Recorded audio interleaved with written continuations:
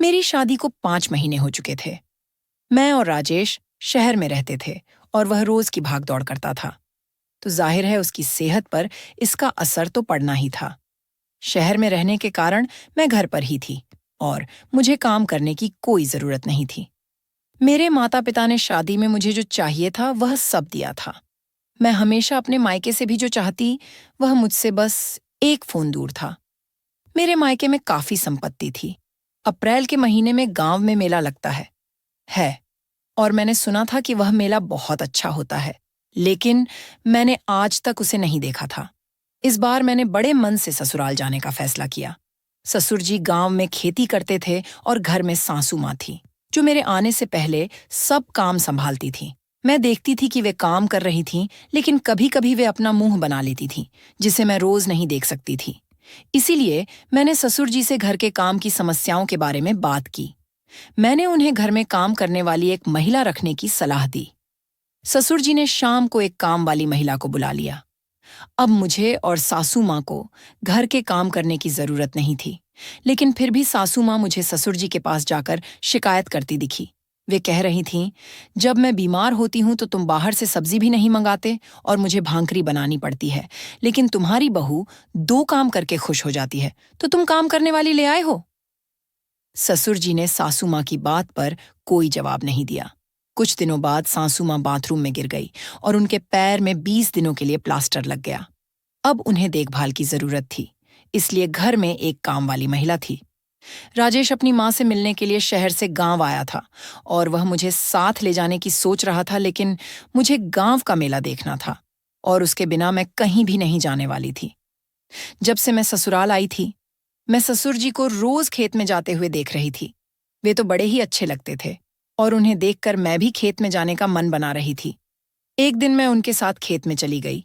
वहां जाकर मुझे कुछ महिलाएं साड़ी पहनकर खेत में बीज डालते हुए दिखाई दी, जबकि मैंने तो एक छोटा वन पीस पहना हुआ था, क्योंकि मुझे शहर के कपड़ों की आदत हो गई थी। ससुर जी ने मेरे कपड़ों के बारे में कुछ नहीं कहा। वे मुझे वैसा ही रहने देते थे। मैंने कुछ महिलाओं के काम को ध्यान से देखा और थोड़ी देर बाद मैंने भी उनके जैसा बीज डालना शुरू कर दिया। बीज डालते डालते मैंने एक लाइन पूरी कर ली। जैसे ही मेरी लाइन खत्म हुई, मुझे पता ही नहीं चला कि ससुर जी मेरे पीछे खड़े थे। जब मैंने आखिरी बीज डाला तो मैं सीधे ससुर जी से टकरा गई। मुझे नहीं पता था कि वे कब मेरे पीछे आए। मैंने उन्हें सॉरी कहा और अपने मिट्टी भरे पैरों को धोने के लिए गई। जब मैं अपने पैर धो रही थी, तभी ससुर जी वहां आए और उन्होंने अपने हाथों से मेरे पैरों पर पानी डाला। वे मेरे खुली एड़ी पर नजर घुमा रहे थे। पांव धोने के बाद मैं घर की दिशा में चलने लगी। उस दिन रात को मैंने ससुर जी को खेत में जाते हुए देखा। घर में केवल एक टॉर्च थी और वह लेकर ससुर जी खेत की ओर निकल पड़े। इतनी रात में अंधेरे में उनके पीछे जाना मुझे अच्छा नहीं लगा, इसलिए मैंने अपने कमरे में जाकर सो जाने का फैसला किया। सुबह जब मेरी आंख खुली तो गांव की सुबह की ठंड कुछ अलग ही थी। उस ठंड में मैंने ससुर जी को दंड बैठक करते हुए देखा।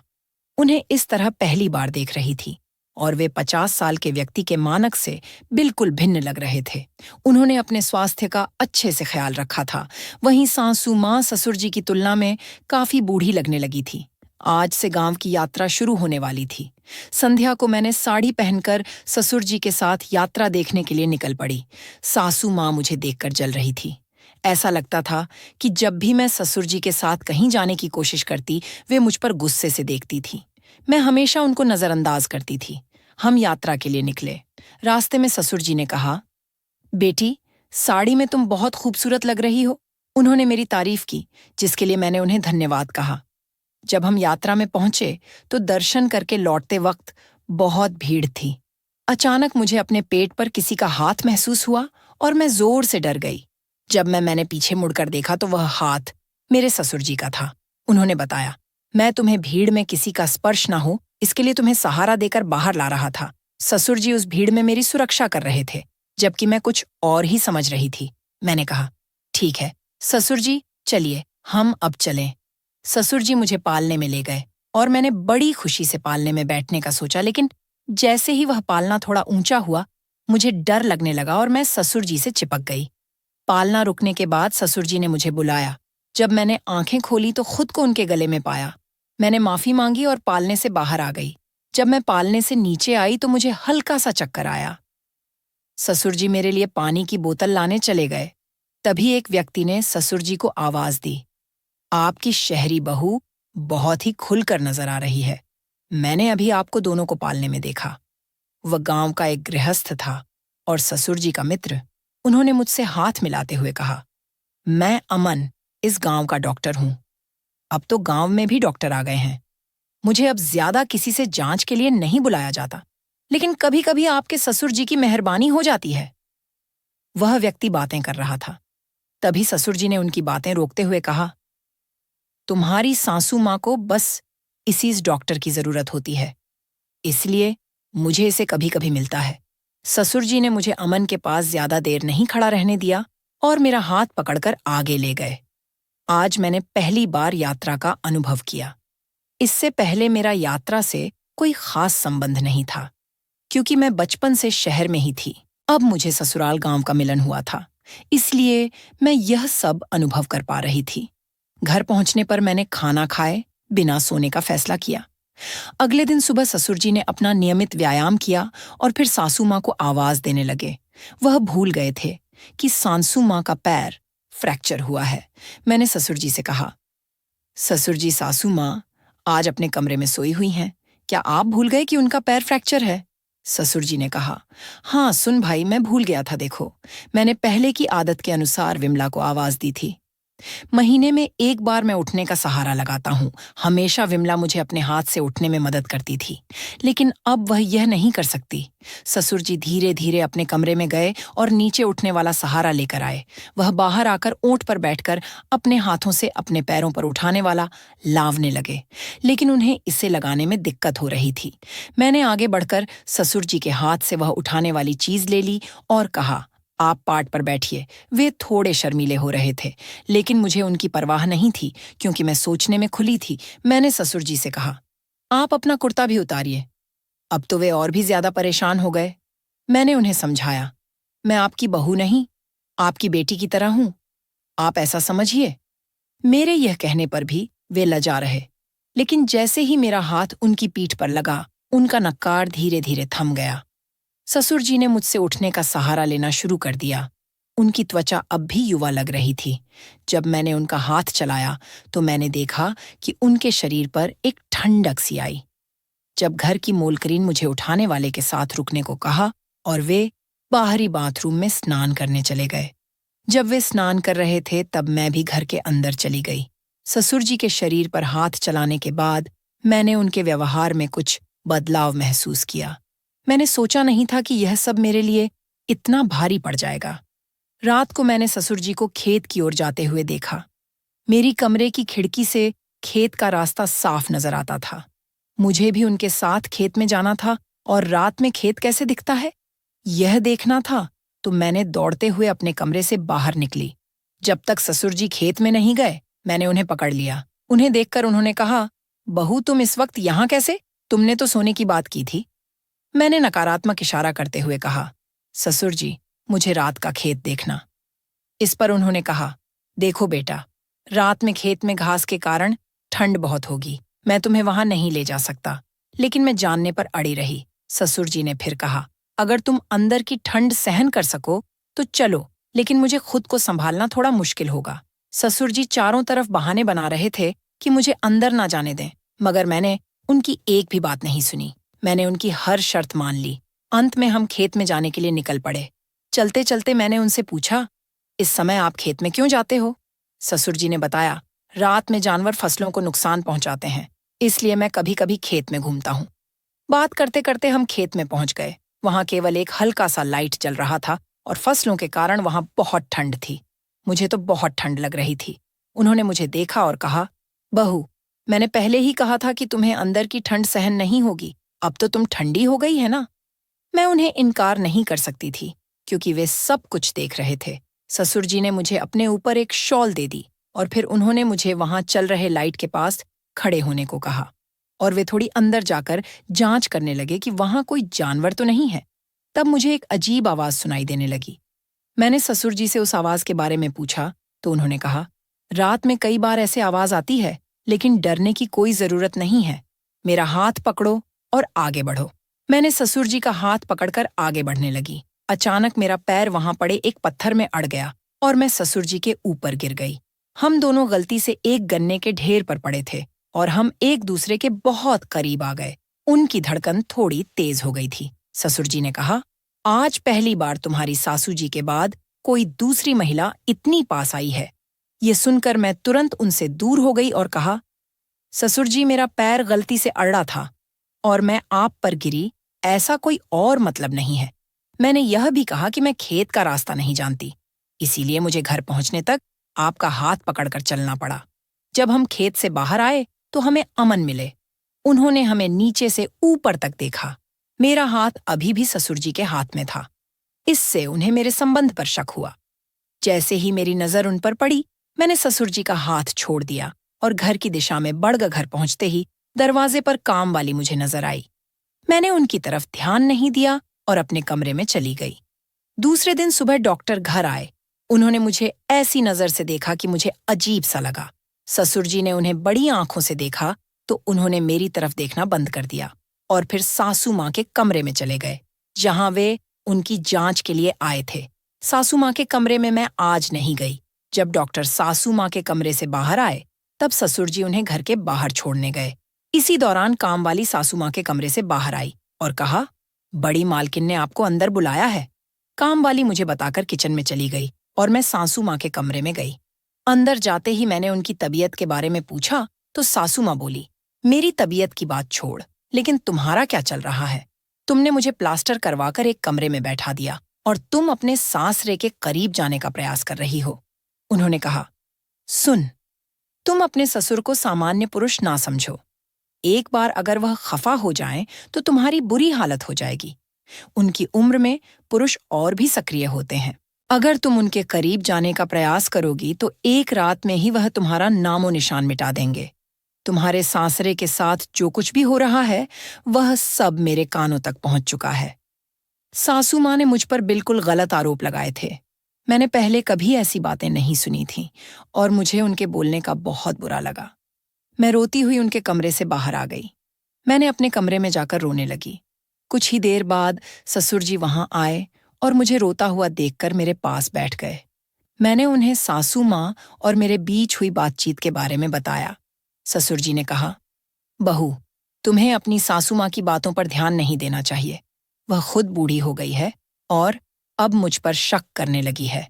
तुम्हारा स्वभाव तो खुला है और मुझे पता है सासू माँ की बातों का ससुर जी पर कोई असर नहीं हुआ। उन्होंने मेरा चेहरा पोंछकर मुझे गले लगा लिया। मुझे उनके समुद्र जैसे स्वभाव को समझने का अच्छा मौका मिला था और यह एक बढ़िया मौका था अपनी बातें उनसे साझा करने का। फिर मैंने उनके गले से हटकर अपने कमरे का दरवाजा बंद किया और ससुर जी के पास बैठ गई। मैंने कहा, ससुर जी, मुझे आपसे एक महत्वपूर्ण बात करनी है। मैंने उन्हें अपने और राजे के बीच का एक राज बताया कि मुझे कभी बच्चा नहीं हो सकता। आज मैंने ससुर जी को बता दिया कि मैं उन्हें कभी नाती नहीं दे पाऊंगी। मुझे लगा कि ससुर जी मुझ पर गुस्सा होंगे, लेकिन उन्होंने पूरी शांति से मेरी बात सुनी। फिर उन्होंने एक अच्छा सुझाव दिया। सुन बाई, मैं राजेश को समझा दूंगा कि उसे गोद लेना चाहिए। ससुर जी का यह समझदारी भरा सुझाव मेरे दिल को छू गया। जैसे ही वे मेरे कमरे से बाहर गए, घर की कामवाली ने उन्हें देखा। मुझे उसकी परवाह नहीं थी। अगर उसने सासू माँ को कुछ बताया भी तो मुझे अब कोई फर्क नहीं पड़ता था, क्योंकि ससुर जी अब मेरे साथ थे। सासू माँ ने मुझसे कई अनावश्यक बातें की, लेकिन मैंने ससुर जी का समर्थन नहीं छोड़ा। इससे सासू माँ ने राजेश को गांव बुलवाया। जब वह गांव आया, उस दिन रात को हम दोनों के बीच बहस हुई।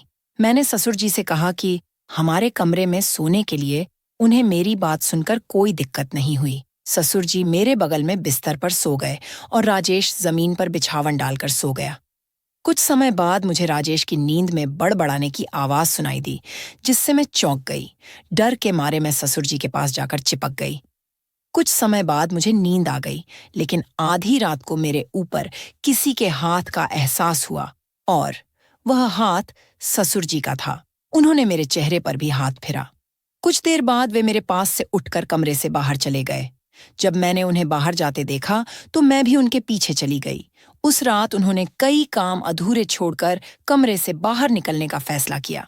मैंने ठान लिया था कि मैं आज ससुर जी को दूर नहीं जाने दूंगी। मुझे समझ में आ गया था कि आज रात उन्हें मुझसे क्या चाहिए। ससुर जी अब खेत की ओर जा रहे थे, तो मैंने छुपकर उनके पीछे जाना शुरू कर दिया। आज वे खेत के एक अलग हिस्से में गए थे और वहां एक छोटी सी कुटी में दाखिल हुए। वहां एक बत्ती जल रही थी और वह जगह काफी गोपनीय सी थी, क्योंकि मैंने पहले कभी उसे नहीं देखा था। ससुर जी ने कुटी में जाते वक्त चारों तरफ नजर डालकर देखा और फिर अंदर चले गए। मैं एक पेड़ के पीछे छुप गई। जैसे ही ससुर जी अंदर गए, मैंने पेड़ के पीछे से बाहर आकर उस कुटी की ओर बढ़ने लगी। अंदर से मुझे एक महिला के रोने की आवाज सुनाई देने लगी। जब मैं खिड़की से झांक कर देखने लगी तो मेरे पैरों तले से जमीन खिसक गई। अंदर एक महिला थी जो प्रेग्नेंट लग रही थी। ससुर जी और सासू माँ से छिपाकर इस तरह की बातें कर रहे थे। वहां अमन डॉक्टर भी मौजूद था, जो उस महिला की जांच कर रहा था। ससुर जी ने कहा, आज से हम अच्छी ट्रीटमेंट शुरू करेंगे। यह बच्चा हमें सुरक्षित चाहिए और इसकी दूसरी माँ बाहर इंतजार कर रही है। मैंने इसके लिए एक धनी माँ ढूंढ ली है और यह बच्चा मैं उसे ही दूंगा। यह सुनकर वह महिला बोली, मेरे बच्चे को मुझसे दूर मत करो, मुझे यहां से जाने दो। ससुर जी ने कहा, एक बार जब तुम अपने बच्चे को जन्म दे दोगी तो मैं तुम्हें यहां से भगा दूंगा। उनकी बातें सुनते हुए अचानक मेरे पैरों के नीचे कुछ चलने जैसा एहसास हुआ और मैं जोर से चिल्ला पड़ी। मेरी आवाज सुनकर ससुर जी और अमन दोनों बाहर आ गए। मुझे वहां देखकर वे दोनों भी चौंक गए। मैं उन्हें किनारे करते हुए कुटी के अंदर चले गई। ससुर जी भी मेरे पीछे आ गए। मैंने उनसे पूछा, ससुर जी यह सब क्या है? तो उन्होंने बताना शुरू किया। हिमाई को हमारे खेत में काम करने के लिए रखा है। उसके पति ने उसे गर्भवती होने पर छोड़ दिया और मैं उसकी मदद कर रहा हूँ। फिर उन्होंने बताया कि वह महिला कोई और नहीं बल्कि सीमा है, जो राजेश की पहली पत्नी है। ससुर जी की इस बात को सुनकर मैं आश्चर्यचकित रह गई। मैंने उन्हें बताया कि मैंने सीमा और राजेश का साथ में फोटो देखा है। वे तो थोड़े घबरा गए और बोले, बहू, तुम इसके लिए मेरी परवाह मत करो। जो कुछ भी तुमने देखा है वह तुम्हारे पास ही रहना चाहिए। मैं तुम्हारे बारे में जानता हूँ कि तुम्हें बच्चा नहीं हो सकता। यह राज मैं अपने पास रखूंगा, जैसे उसने बच्चे को जन्म दिया है। तुम भी उस बच्चे को लेकर शहर चली जाना। तुम पर कोई सवाल नहीं उठाएगा, यह मेरी जिम्मेदारी है। बच्चे के जन्म के बाद सीमा का क्या होगा, वो मैं देख लूंगा। तुम्हारे जीवन में कोई विघ्न नहीं आना चाहिए। तभी राजेश उस कमरे में आया। उसने अपने पिता की बातें सुन ली थीं। मैंने ससुर जी से कहा, शादी के बाद से आज तक मैंने राजेश के साथ एक भी दिन प्यार से नहीं गुजारा। हर 3-4 दिन में मुझे उसके मुंह से सीमा नाम सुनाई देता है। उसने कभी अपनी पहली पत्नी के बारे में मुझसे नहीं बताया, लेकिन वह हमेशा सपने में उसका नाम लेता था। मैंने उसका फोन चेक किया और उसमें सीमा के साथ उसके कई फोटो देखे। मैंने स्पष्ट किया कि सीमा का रहस्य जानने के लिए ही मैं यहाँ आई थी। मैंने उनसे झूठ कहा कि मुझे बच्चा नहीं हो सकता, क्योंकि मैं चाहती थी कि मैं उनका असली चेहरा देखूं। जब अमन रात को हमें खेत के पास मिला था, तब मुझे केवल शक हुआ था। तब मैंने देखा था कि अमन की बैग से कुछ दवाएं गिर गई थीं, जो गर्भवती महिलाओं को दी जाती हैं। मुझे पता था कि अमन प्रसव विशेषज्ञ है और मैंने कुछ लोगों से इसके बारे में भी सुना था। तुम्हारे अपने बच्चे को दत्तक देने की योजना थी। यह सब मैंने समझ लिया था। तभी राजेश ने कहा, बाबा, आपने तो मुझे बताया था कि सीमा किसी के साथ भाग गई, लेकिन आपने उसे यहाँ क्यों बंद रखा है? ससुर जी इस पर कुछ नहीं कह रहे थे, बस सिर झुकाकर खड़े थे। तभी सीमा बोली, राजेश, जब तुम शहर में थे तब तुम्हारे माँ बाप मुझसे पैसे मांगते थे। मेरे पिता ने शादी में दहेज के लिए अपनी खेती बेच दी थी और अब उनके पास कुछ भी नहीं बचा। मैंने उनके सामने पैसे मांगने की हिम्मत भी नहीं की। तुम्हारे माँ बाप ने मेरा बहुत उत्पीड़न किया। तुम्हारे विश्वास को उन्होंने अपने फायदे के लिए इस्तेमाल किया। उन्होंने कहा कि मैं भाग गई हूं, क्योंकि वे तुम्हारा विवाह किसी और अमीर लड़की से कराना चाहते थे। वह अमीर लड़की उनके लिए काफी पैसे दे सकती थी। तुमने उनके शब्दों पर विश्वास किया और यह मान लिया कि मैं भाग गई हूं, लेकिन मेरा प्यार सच्चा था, इसीलिए हमारी आज मुलाकात हो सकी। सीमा ने आगे कहा, जब ससुर जी ने मुझे यहाँ लाया तब मुझे गर्भधारण के लक्षण दिखाई देने लगे। ये बच्चा हमारे प्रेम का प्रतीक है। अगर तुम आज यहाँ नहीं आते तो इन लोगों ने मेरे साथ जो किया होता वह मैं नहीं बता सकती। ससुर जी ने पैसे के लिए राजेश की दूसरी शादी कर ली थी। मुझे शादी के समय इस बात का पता नहीं था कि राजेश की पहले से ही शादी हो चुकी है। पहली नजर में वह मुझे पसंद आया था, इसीलिए मैंने उससे शादी करने के लिए हाँ कर दी। यह सब सुनकर मैं सोच में पड़ गई। हर बात ने मुझे और उलझा दिया था। मेरे मायके से अच्छा खासा दहेज मेरे माँ बाबा ने दिया था। ससुर जी ने मेरे दहेज के पैसों से 5 एकड़ खेत खरीद लिया था। इतना मात्र नहीं, मेरे पिता ने शहर में एक फ्लैट भी खरीद कर दिया था। लेकिन राजेश को मेरे मायके के पैसों में कोई रुचि नहीं थी। उसके माँ बाप ने जो कहा उसे उसने सुन लिया था। मुझे राजेश और सीमा की आंखों में एक दूसरे के लिए प्यार दिखाई दे रहा था। दोनों ने मेरी के लिए आभार व्यक्त किया। राजेश ने मुझसे कहा, पूनम, क्या तुम्हें डर नहीं लगा? तुमने मेरी और सीमा की मुलाकात करवाई, लेकिन तुम्हें नहीं लगा कि इसका नुकसान तुम्हें होगा? मैंने कहा, राजेश, मैंने तुम्हें पैसे देकर हासिल किया है, लेकिन मैं तुम्हारा प्यार नहीं पाने में सफल नहीं हो सकी। मुझे एक इंसान के रूप में एक मूरत नहीं चाहिए। मुझे ऐसा व्यक्ति चाहिए जो मुझसे सच्चे दिल से प्यार करता हो। तुम्हारा सच्चा प्यार सीमा है और तुम उसके साथ खुश रह सकते हो। मैं जबरदस्ती किसी का प्यार नहीं छीनना चाहती। उस दिन पहली बार राजेश ने मुझे मुस्कुराते हुए गले लगाया। अगले कुछ दिनों में हमने आपसी सहमति से तलाक ले लिया। राजेश सीमा को लेकर शहर चला गया। उसके माँ बाप आज अपने के पर पछता रहे हैं। उन्होंने पैसे को अपने बेटे की खुशी से ज्यादा महत्वपूर्ण समझा था, लेकिन अब पूछने पर भी उनका बेटा उनके पास नहीं है। आज वे अपनी उस वास्तविक संपत्ति से वंचित हैं जो कि उनका बेटा बहू और नाती है। यह कहानी आपको कैसी लगी? अगर आपको यह कहानी पसंद आई हो तो वीडियो को लाइक करें और चैनल को सब्सक्राइब करें।